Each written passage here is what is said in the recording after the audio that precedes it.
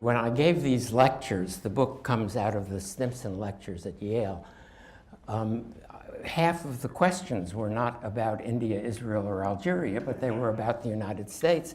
And people said, look, the United States had a revolution. We didn't call it a national liberation movement, but that's what it was. And it was followed 25 years later by an extraordinary religious revival, the Second Great Awakening.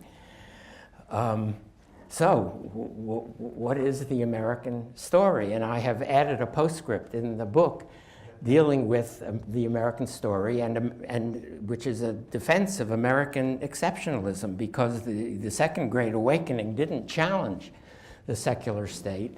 It reinforced the secularism of the early republic. And I don't know how many of you actually understand the radicalism of American secularism in those early days. So let me tell you one story. It's a favorite story. In 1810, the US Congress voted that mail should be delivered 7 days a week. This provoked a Sabbatarian agitation among the more established Protestant churches, Anglicans, Presbyterians, some Congregationalists. In 1829, the issue came back to Congress, and it was sent to the Senate Committee on Post Roads and Post Offices.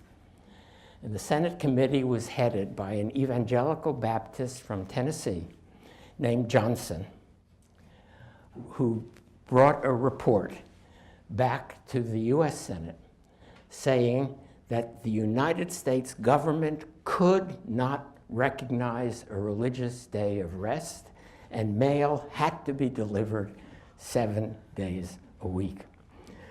And the report went on. It's really an astonishing document, and apparently quite popular, because this Senator Johnson became Van Buren's vice president some 6-7 years later.